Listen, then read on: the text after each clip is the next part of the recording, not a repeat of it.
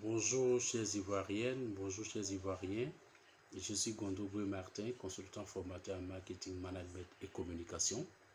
Mon intervention de ce matin ne porte pas sur ces trois domaines de formation. Je veux parler de notre survie, toi et moi. Toi Ivoirien, toi Ivoirienne, population vivant en Côte d'Ivoire, en Afrique et dans le monde entier. Je veux parler de notre survie face au virus Corona. Particulièrement en Côte d'Ivoire, l'État a pris des mesures. Je donne quelques exemples que vous connaissez très bien vous-même. Alors, il faut se laver les mains régulièrement. Il faut éviter de se saluer. Il faut éviter de se faire des accolades. Il faut observer une distance d'au moins 1 mètre. Il faut porter des masques pour se protéger le nez et la bouche. Voici des mesures qui sont déjà instaurées. Il faut se mettre en quarantaine lorsqu'on vient d'un pays qui est déjà infecté ou qu'on vient de l'Europe. Voici des mesures. Mais combien sont ceux qui respectent réellement ces mesures-là? Tout en oubliant que c'est la négligence qui tue. Si nous négligeons, cela va nous tuer. Cela va nous tuer vraiment. Donc, respectons, chers Ivoiriens, chères autorités, tout le monde, vous qui vivez sur le territoire ivoirien, respectez ces mesures-là. Vraiment, respectez ces mesures. Si nous voulons vivre, respectons ces mesures-là. Ça, c'était le premier point. Le deuxième point, et il concerne notre président de la République, votre Excellence, M. Alassane Ouattara, président de la République de Côte d'Ivoire, bien sûr. Je voudrais faire une proposition, Monsieur le Président. Aujourd'hui, le constat est que lorsque nous sommes dans les véhicules de transport commun, Baka, Woro, bus, car, les gens se permettent de communiquer au téléphone ou bien entre eux. Des personnes qui communiquent entre elles, étant assises dans le même véhicule, qui communiquent, qui se parlent pour être plus précis.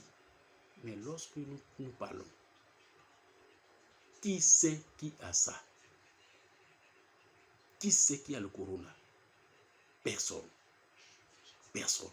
Des gens montent dans les taxis, dans les bakas, dans les cars, dans les bus pour vendre leurs médicaments.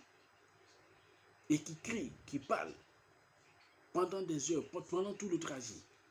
Qui sait qui a ça? Personne. Personne ne sait, à vue d'œil, qui a le coronavirus, qui ne l'a pas. Personne. Alors, Monsieur le Président, interdisez aux Ivoiriens, lorsqu'ils sont assis dans un baka, dans un bus, dans un car, dans un woro, de se parler comme ça. On peut faire des gestes et nous allons nous comprendre, C'est possible. Donc, instituez cela. Qu'on arrête de parler quand on est dans un véhicule de transport en commun. S'il y a un souci de monnaie, il est intéressant et nous le faisons habituellement sans s'en rendre compte. On descend calmement. On dit au chauffeur, je n'ai pas la monnaie, voici le montant, le billet qu'il y a. Ou avant de monter, vous exprimez votre préoccupation et cela va se résoudre le plus facilement possible. Ça, c'était le premier point vous concernant, Monsieur le Président, mais qui constitue le deuxième point de mon intervention ce matin. Le troisième point de mon intervention, mais qui vous concerne directement, Monsieur le Président encore, donc le deuxième point, ma deuxième doléance qui vous concerne, c'est de vous proposer d'instituer le télétravail. Instaurer le télétravail en Côte d'Ivoire. Dans notre administration, il y a des entités déjà qui sont habilitées, qui sont aptes, j'allais dire, à faire le télétravail. Si on en a au moins 10, 15, 20 qui peuvent instituer cela, ça fait au moins des centaines de fonctionnaires qui pourront rester chez eux à la maison et servir le pays. Et si plus de 100, 200, 300, 400 personnes peuvent ne pas sortir la journée, cela est un gain pour nous. C'est positif pour la sécurité que nous recherchons. Cela va limiter la circulation ou la transmission du virus Corona.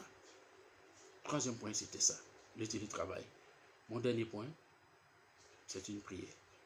J'adresse à Dieu pour qu'il nous accorde la santé.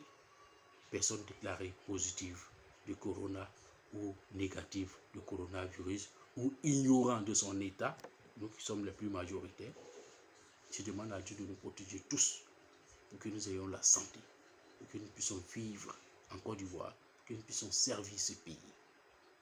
Vive la Côte d'Ivoire, vive l'humanité. Je vous remercie.